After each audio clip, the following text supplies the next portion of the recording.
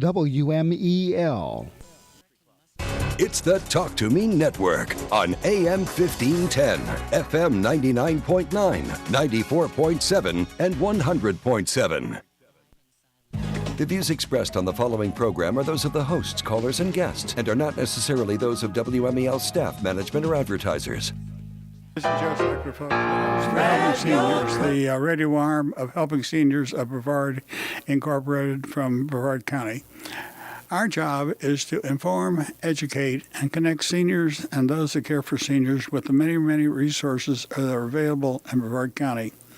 We have a tremendous number of sponsors. We're growing, folks. In fact, we've got so many sponsors, I can't really mention all the sponsors on every show, every time. But I want to give you. I always ask you to take a pencil, keep a pencil and paper in front of you when we do the show, because a lot of stuff you should write down, phone numbers, different little points you might want to remember. But helpingseniorsofbrevard.org. That's our website. helpingseniorsofbrevard.org.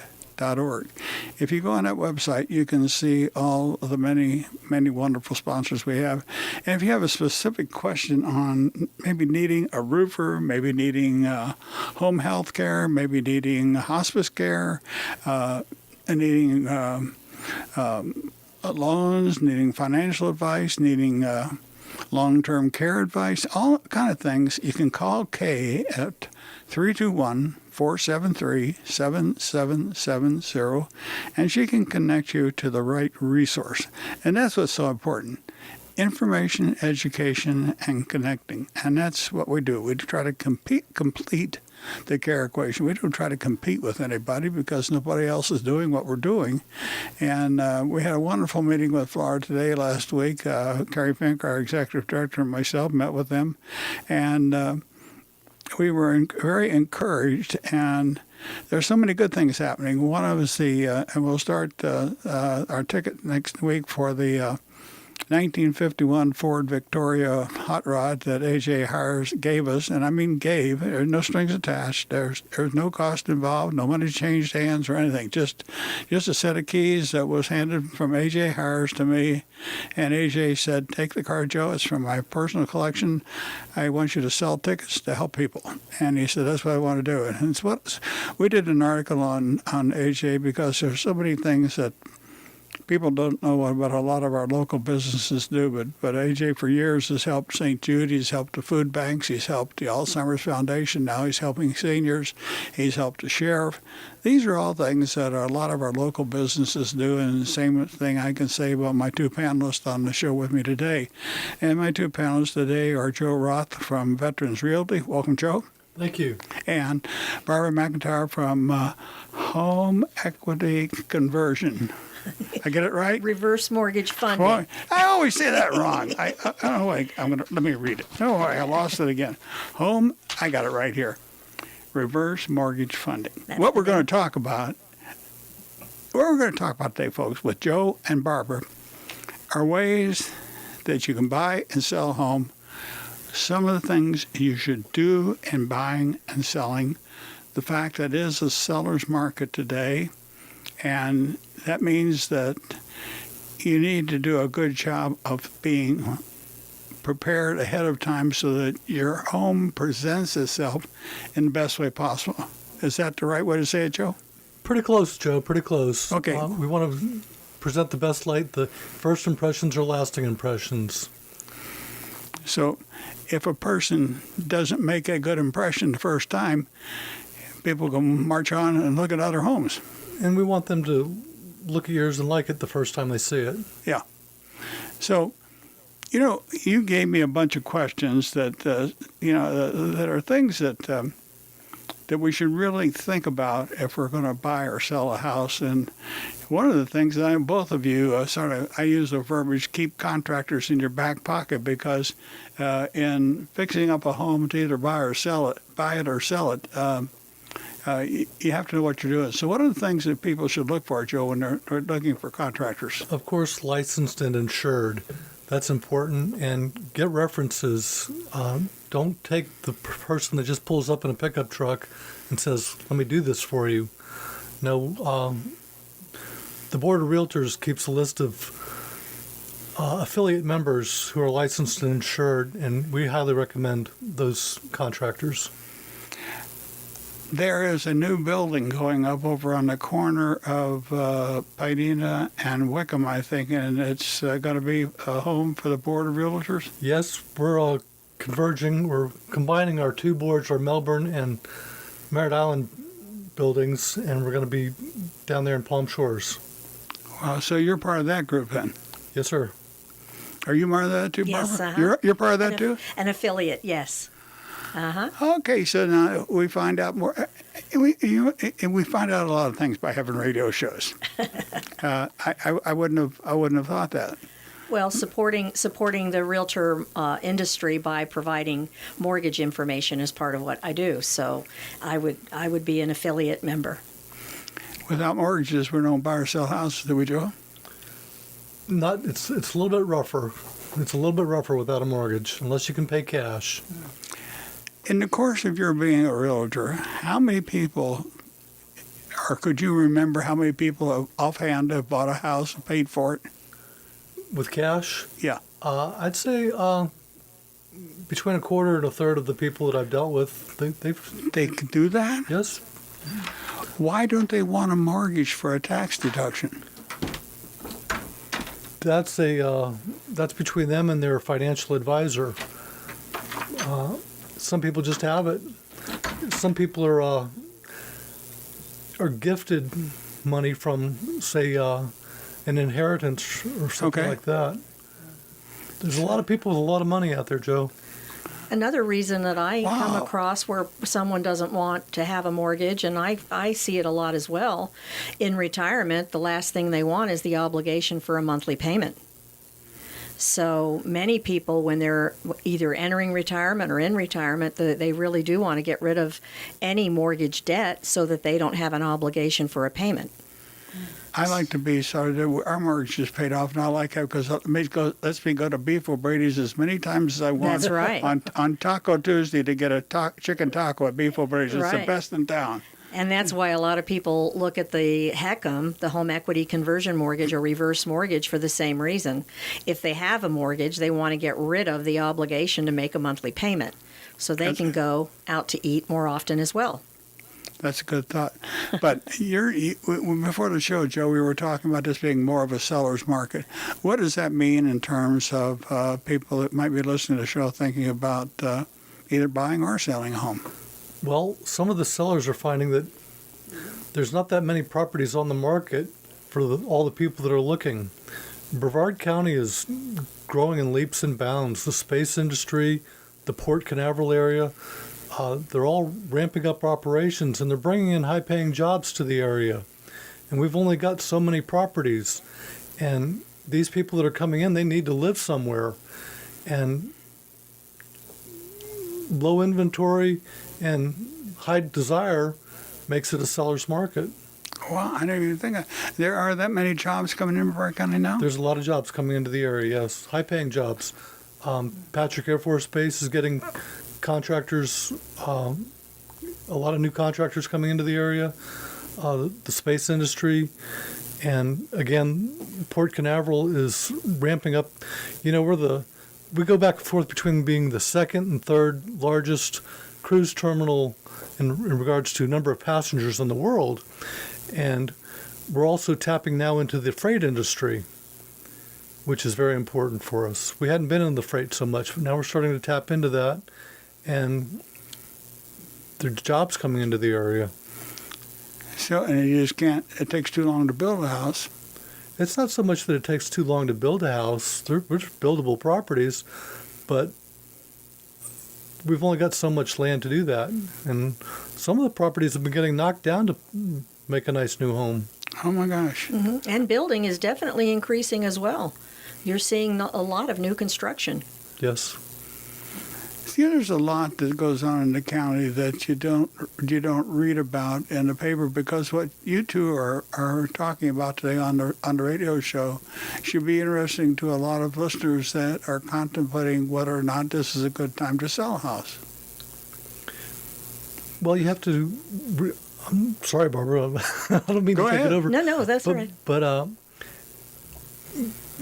you have to look at your own situation. The question is it time to sell the house?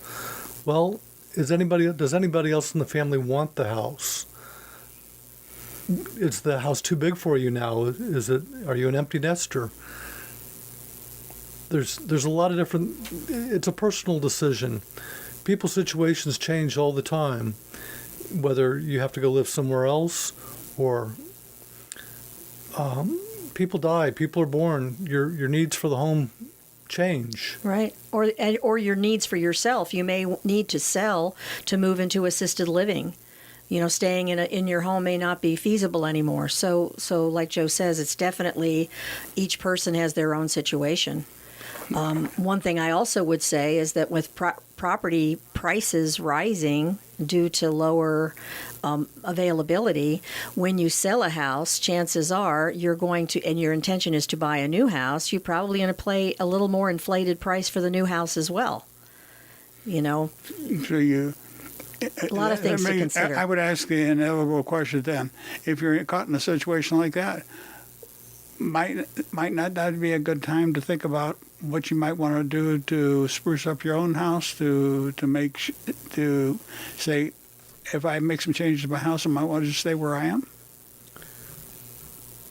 Well, again, the house is still the same size. The pool still needs to be taken care of. The big yard still needs to be taken care of. If you're gonna do something, do it. I agree. And so when you think about that, and think about the color of the houses too. Well, if you're going to go with colors, go neutral, Joe. Go neutral. One thing, though, too, is that you're right. Maybe if the house doesn't have a swimming pool or it doesn't have a lot of other things to be concerned about maintaining, you are seeing now where people are hiring contractors to make their existing home more friendly to their aging needs.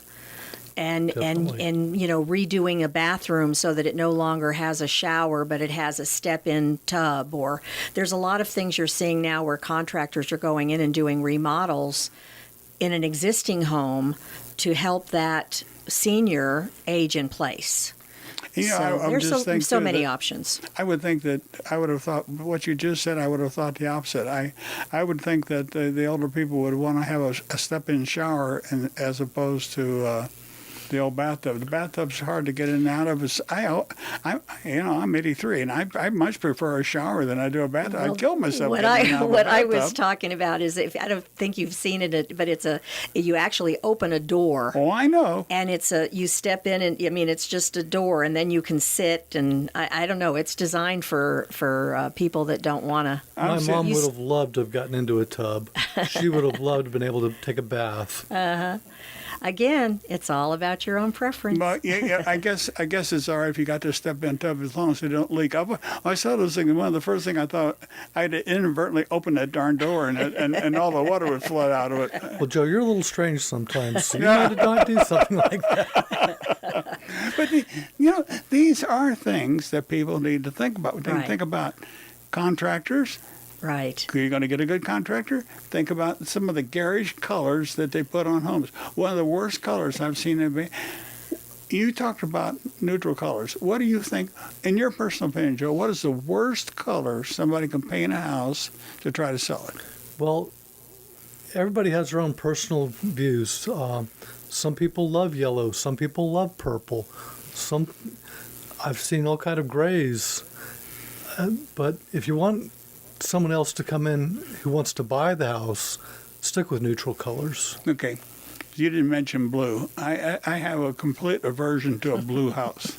One of my listings is completely blue, inside and out. So that's why you didn't say blue. And we've got a contract on it, thank you very much. Was it light or dark blue? Dark. Dark blue? Yes, sir. That might be a little bit better to say. We had a Williamsburg type house in Falls Church, Virginia, and it was a brick home. We were going to paint the wood trim on it, and it was really a bright color. It was like an avocado that was it was really a bright avocado color. It was really bad. And it was so bad the neighbors came out and said, "Are you really going to paint it that way, Joe?" They call that baby something dirty word green. But that's the other thing that you have to think about your neighbors and what you're doing to a neighborhood. I think, but a lot of people don't care about that. They let their own personal taste judge exactly what they want to do, and that can hurt a neighborhood too, Joe. Sure it can. Yeah. Just like a barking dog or a dog that's running out free. Okay. But in today's market, what are the types of homes that you see that are selling the most? Pretty much everything is selling for the same reason that one individual bought it and is now selling it. Another individual is going to buy it. If it's priced correctly, it will sell. Whatever it is. It could be a converted truck with a camper on it. If it's priced correctly, it'll sell. If it's a mega mansion, if it's priced correctly, it'll sell. Now that you mentioned the little trucks, what about these little houses that they've been advertising, or maybe 600 or 700 feet, or like a one room house that does everything with a bathroom attached? Well, those are really great, Joe, but in most communities, they have size requirements. You can't put those in some municipalities. Do they have those in Brevard County? Yes, they do. Oh, do they? I was thinking, I hadn't seen any, so I wondered if they've made their way they here. have minimum size requirements. Because if, for instance, all the neighbors had 1,600 square foot homes and you wanted to put in a 600 square foot home, well, that kind of devalues the neighbors' homes a little bit. Now, they have size requirements that you have to maintain.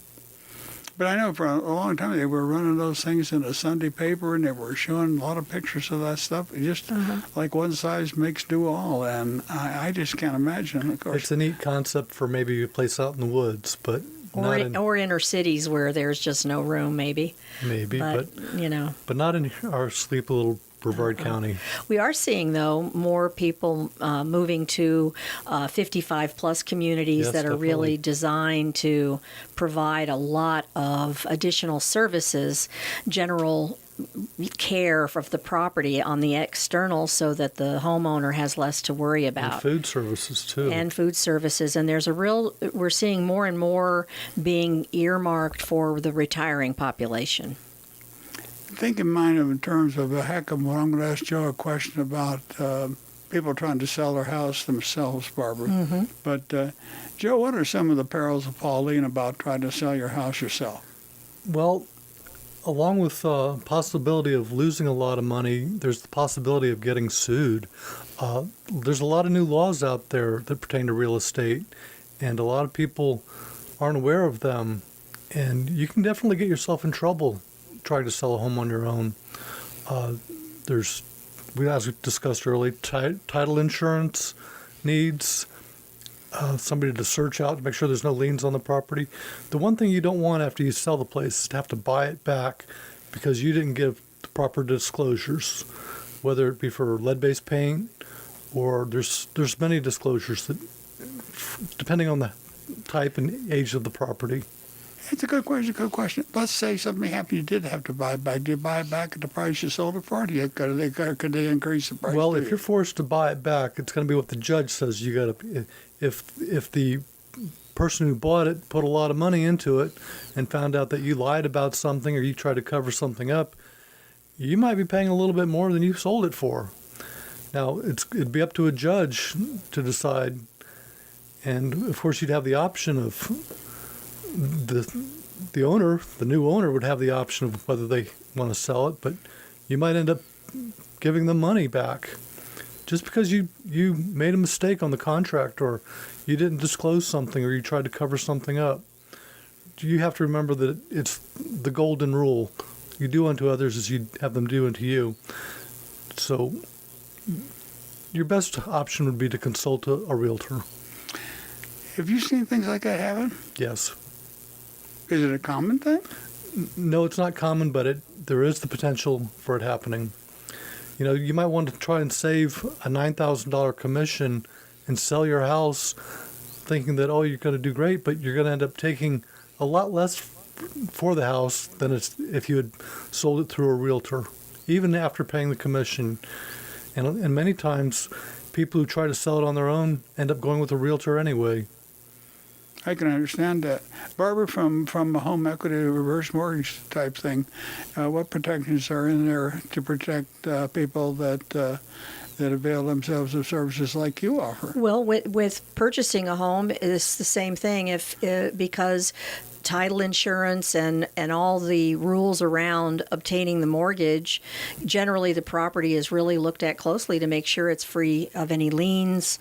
The house is appraised because a mortgage requires an appraisal. That requires a real look to make sure that everything seems in order.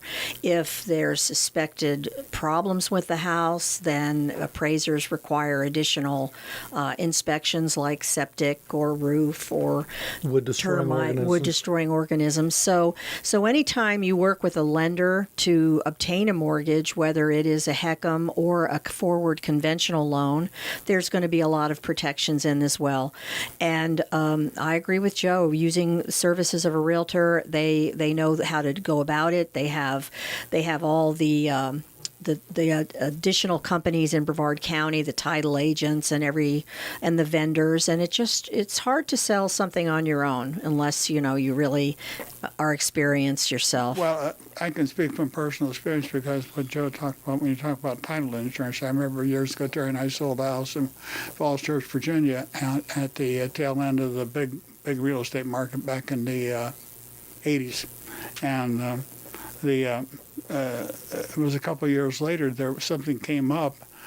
Somebody had done a title search, and there was a problem. And, of course, we weren't aware of it. And the realtor, but we had title insurance, and that covered the research that had to be done and the fees that we could have been out of. So Consult a realtor. Yep. Mm-hmm. Consult a realtor. It makes all the difference in the world.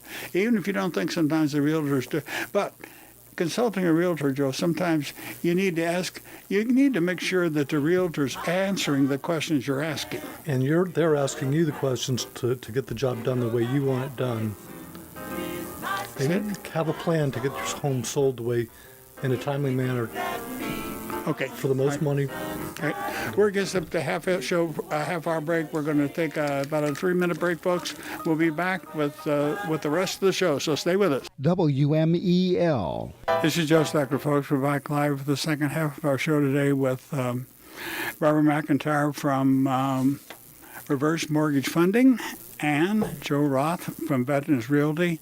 I want to remind everybody that the purpose of our organization, Helping Seniors, is to inform, educate, and help connect seniors and those that care for seniors with resources. There are many wonderful resources in Brevard County, but if people don't know about them, they don't get connected to them, and that's what we try to do. We try to complete the care equation. We don't try to compete with anybody else. But through all the media resources we have, social media, the papers and newspapers, the radio, the television, we're broadening our markets, and we've met with FAR today. We're going to expand some more. We're going to do more about making new resources available to help you know more about our sponsors, because if you're listening to today's show, you can see about our sponsors help seniors and those that care for seniors. It comes time to sell a home or buy a home or get different types of loans. If you go to people that you know that are particularly aware of what senior needs are, then it stands a better chance of getting the right kind of help you need. And with that question, with that thought, I do want to ask Joe Roth a question, because so many times, Joe, people look at a house and they'll look in the paper and they'll say, well, why is that house priced that way? And why is that one priced that way? What kind of a guide do they use? How do you know that you're getting what your house is worth? How do you know that? Well, once again, consulting a realtor who's going to look at like-kind sold properties in that area in recent months will give them a better idea for size, square footage, number of bedrooms, baths, etc. That's what a realtor uses to see what a value of a home is. They go by the square foot size? Square foot, number of bedrooms, baths. There's a lot of different factors that go into the pricing of a home. When it was built, modifications that have been done. And remember, these modifications that have been done, they better have had a licensed contractor who got permits to make these modifications. That's very important. when you're having anything done on a home. What could happen to you if you modify a bathroom under a let's say somebody decided to put you have to get a permit to put a high-rise toilet in? If you're doing it yourself, you do not. But if a contractor is going to be doing it, you just might have to do that. There's a difference then. So how much? But then again, if you're a do-it-yourself type thing and you try to do electrical services, you're a big fool. You're a big fool, and you might end up getting curly hair like I do. Yeah. So the big thing, I think, is the thought is if you're going to do anything to modify your house, you better do some questioning and asking what kind of permits you need to pull. Right. Talk to the city or the town where you're at and ask them, hey, do I need a permit to do this? And if they say no, go on your merry way. If they say yes, you better get one. And from my experience, I don't think permits are that expensive. No, they are not. It depends on the scope of work that you're doing, and sometimes the contractor will pay for that. Okay. Yeah. Yeah, we had a garage door put on in the garage, and the contractor pulled a permit and did a fantastic job. And that's something that we were talking in the first part of the show about contractors and everything. One of the things you can do is if you drive through a neighborhood and watch the contractors working, and you can see what they do. This is exactly what we do. We saw this guy putting a garage door in someplace, and we'd like the work he did. We got his phone number and called him. Well, ask for references and ask for names and numbers of people that he's done work for, and call these people up and say, hey, did he do a good job? Were you satisfied with that person? We do that. We've done that, and that's really good advice. Don't be afraid to ask questions. Okay, but to go back to the question I asked you earlier, talking about how do you know you're getting all your home is worth. Is there any kind of a thumb rule or a guide that a person wanting to improve their home for sale could use with regard to putting docks on or renovating bathrooms? What kind of thing do you recommend? Do you recommend sort of holding a line at how much you would expend to fix something up to make it sellable? Well, there are some general rules that you don't want to over-improve for the property.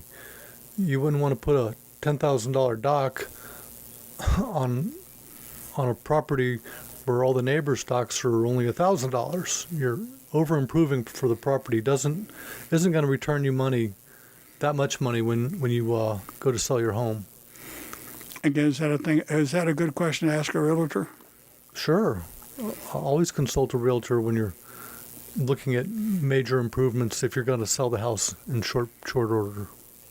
That's a good thought. And I've always heard, too, that it's always a great idea to get rid of your personal clutter in a home. That doesn't cost you anything, but eliminate the clutter so that when a potential buyer comes in a home, they can kind of see themselves in the home.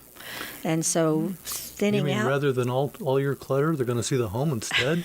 Yes. What a concept. Yeah, I know. What a concept. But it makes a really big difference to just pretty much get rid of your stuff, it makes the house seem bigger and cleaner, and it's really a benefit to selling. Looking at it from a realtor viewpoint as well as a home health aide viewpoint, people going in to take care of older people, they see all the clutter in the house. And not only is it good for selling, but it's good for safety issues, too, in the case of seniors to declutter the house. I sense this is one of your favorite things, Joe, because that's one of the main questions you wanted to talk about today was decluttering a house before somebody tries to sell it. Well, make 3 piles: things you're going to throw away, things you're going to keep, of course, and the things that you want to give away or donate to other people that could use them. And life is a lot simpler when the things are cleared out. I agree. Of course, on the other hand, can you go the opposite way with trying to? I've heard it say that different realtors say that a house will sell better if it's empty, and I've heard realtors say it'll sell better if the house is furnished. Do you have an opinion to offer on that? Well, they have something they call staging. Some furniture in there to give people an idea of how their furniture would fit into a place. Okay, that makes sense. And somebody wouldn't want my wife and I to put all the things we have in our house in somebody else's house, because you get, from all our travels, we have a lot of what we call collectibles. Well, we wouldn't want people looking at the collectibles. We want people to see the house. You want to see the house. That's one of the reasons for taking some of the stuff out. Right. Because if you can, I would imagine it is possible for a lot of people that are older, that have traveled a lot, that have a lot of beautiful things.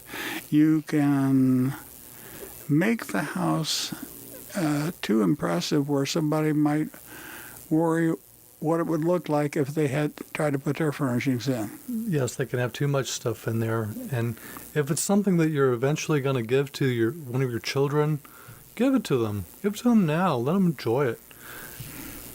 It makes sense.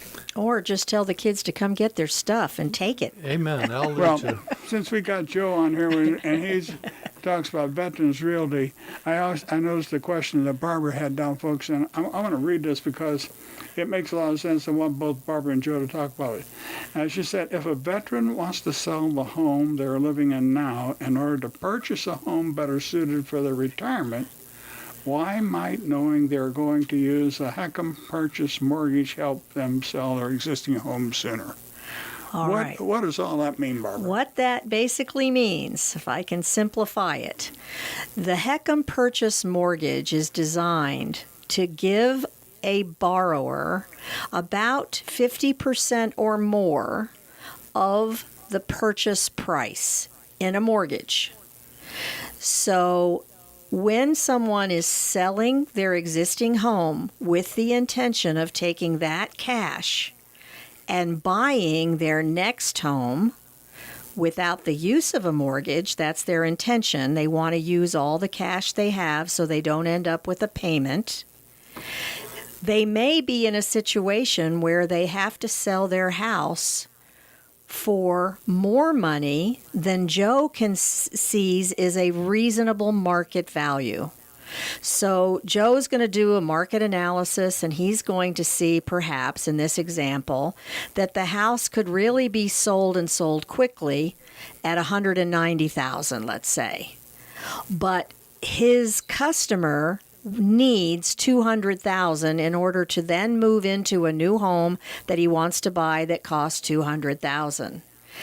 If Joe knows that this borrower can use the HECM purchase product to buy the next home, he won't need $200,000 to buy the next home. He would probably only need about $100,000. Because the mortgage will give him at least 50% of the purchase price. So now the client can say, wow, I guess I could go ahead and list my house at $190,000, sell it right away, and then move into my new home, and I will have $90,000 I can keep because I'll only need $100,000 to purchase the new house, because the HECM mortgage will give them the rest of what they need.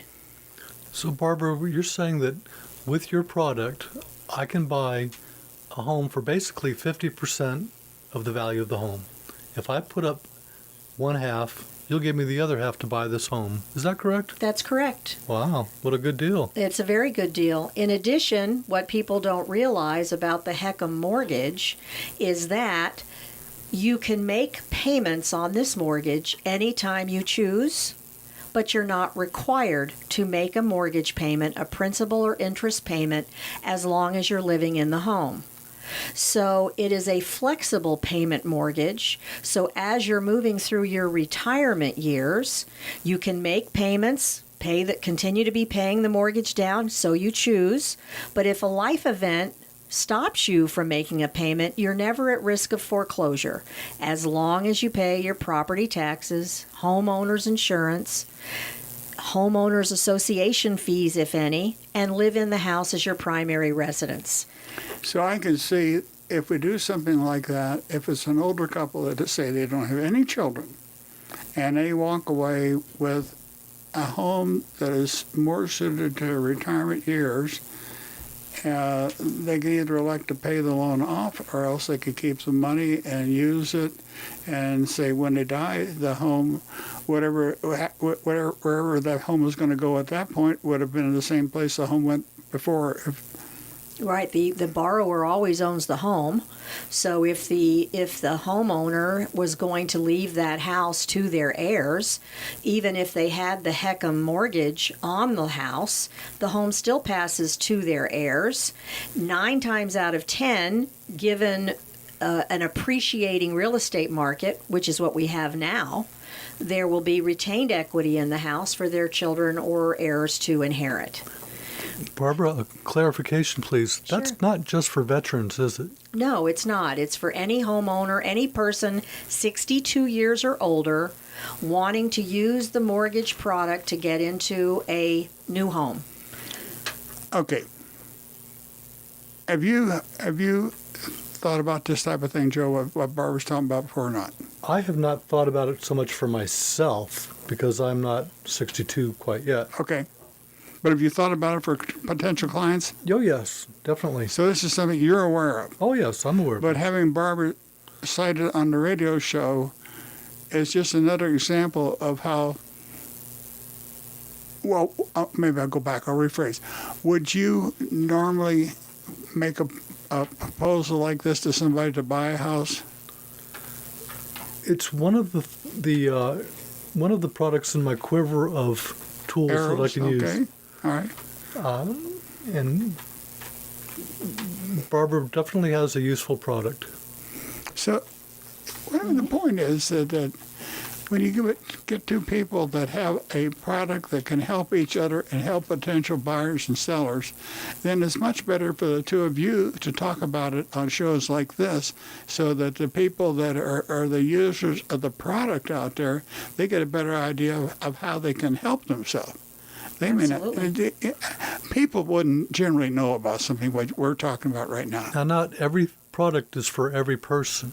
Right. They need a consultation with somebody like Barbara and or a realtor. Absolutely. It's not a fit for everyone. Okay. And so it's very important. I personally believe that anyone 62 years or older considering any type of mortgage, whether it's a refinance like a home equity line of credit from a bank on their existing home, or whether it's a purchase mortgage on a new piece of property, I believe that every person should be told about the HECM product because it is a viable option for someone 62 or older. And I think a responsible lending community needs to make sure that they're aware of the option, because right now the product in past years has been considered a niche product. It was a last resort, and it's changed dramatically in costs and uses, and so it's real important. So I spend a lot of time with Joe and different realtors, the realtor organizations, giving information, financial advisors, because it's very important that people know that it is another mortgage option. Well, can you see from all your experience, Joe, as a realtor, can you see a downside to doing what Barbara's talking about? Again, it's a product that might not be for everybody, but for some, it is definitely a useful product. Okay, well, we're talking about it, but Barbara, you sell these things. Could you give us an example of somebody that would not want to do something like this? I would say that someone who, and not necessarily purchasing a home, but someone whose long-term plan is to use their house, the asset of their home, for funding a long-term living arrangement like assisted living.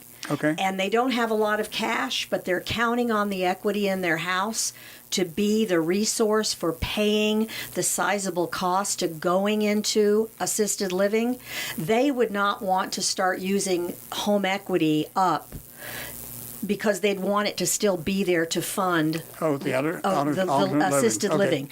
Beyond that use, I see absolutely no reason that someone shouldn't seriously look at the use of a HECM because of its varied options, its growing line of credit as a way to fund long-term health care, getting home repairs while you live in your house, having in-home health services. I think anyone considering either purchasing the home or staying in their existing home needs to look at this mortgage because it has so many ways to benefit them over the years they're going to be in retirement.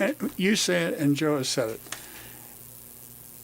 It's not a one-size-fits-all. Absolutely not. And it's not that this is, but it could be that one type of mortgage is better in certain instances, and this is one of the reasons, Joe, why people need to go to a realtor who is willing to sort of answer the next to last question you sent me, which was, aren't all realtors the same? You might ask that same question from one realtor and get a very different answer than they would ask that they get from you. Possibly. No, I know they would. Well, Because I sense you're an honest realtor. So that makes a difference to me. well, thank you. And I can say that. Are all realtors the same? No, they're not all the same. They have access to the same information, and what they do with it and how they use it might be different. Right. People's personalities are not always the same, and you want to find somebody that's going to work with you and ask you the questions, and you're going to be able to ask them the right questions to help you. The realtors aren't supposed to put themselves at the number one position. It's the customer who's in the number one position. Exactly right. And that's the same with mortgage representatives too. All HECM loan originators are definitely not the same. And to be able to sit down and say, this isn't a good fit based on your long-term plans, my personal opinion, if I were advising you, is that perhaps it's not for you. Very important. That's why I saw you on television one night in California and heard what you had to say and liked what you had to say, called you up and told you I was looking at you, and you said, how? But that's a story we've talked about before. But one of the last things I really wanted to talk about, and then how important, Joe, is social media becoming today and trying to sell and purchase a home? Well, there used to be, we didn't have any social media. It was word of mouth. Everything was, Yep. I talk to you, you talk to me, you call me up, I call you up. That was the social media. But now social media is growing in leaps and bounds, and it is a very large factor in my business, selling a product, selling a property.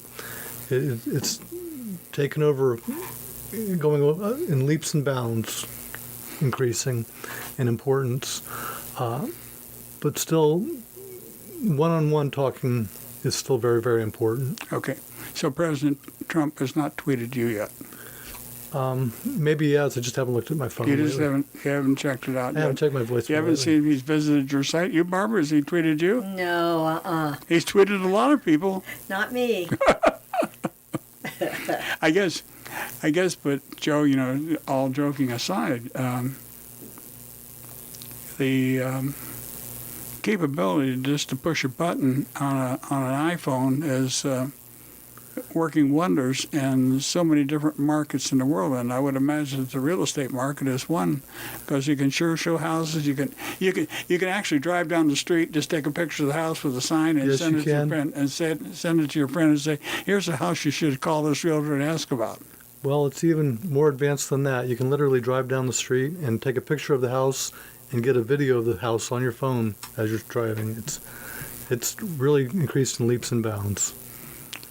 What other advice, Barbara, might you give to our listening audience today about HECMs and their use? We have 1 minute and 50 seconds. You get to talk, and then Joe's going to finish up. Okay, I would say that knowledge is power, and that everyone should take the time to really understand the product as they're either entering or moving through retirement. And real quickly, I'm going to say next Tuesday, the 23rd, from 1 to 2 o'clock at One Senior Place, I'm having a seminar. Oh, and okay. I'd love for anyone with an interest in knowing more to come. Okay, and next Tuesday is Next Wednesday? Tuesday, that's the 23rd, Okay. and from 1 o'clock to 2 o'clock at One Senior Place on Spyglass. Okay, Joe? I'm with Veterans Realty of Brevard, and our phone number is 321-868-1833. 1833, not 1933. That's the year I was born. 8/6/1833, Joe. Okay. You wanted to do it the year I was born. Okay, that's all right. It's discrimination. Yes, Joe, it's discrimination. You know, I've enjoyed doing the show with Joe Roth and our McIntyre folks. If we learn through what we hear, and that knowledge helps us do something that could have a major impact on our life, like buying or selling a house, then it's something that we should think about. Because I think, Joe, that the purchase of a home is one of the biggest things that a person does throughout their life. It's not just the knowledge, it's the use of the knowledge, Joe. The use of the knowledge. Yes, sir. That's right. Okay. That's right. I also would like to thank them for being on the show, Joe and Barbara. But I also want to thank you all for listening. And make sure you go to our website, helpingseniorsofbrevard.org, and take a look at the 1951 Ford Victoria hot rod that AJ Hires has given to us to raffle this year to help with our major fundraising efforts. It's a beautiful car, fully restored, and I think you will like it very much. I'll get my first shot at driving it next week, folks, so Look we'll out. see what it looks like. But have a great weekend. I'll see you next week.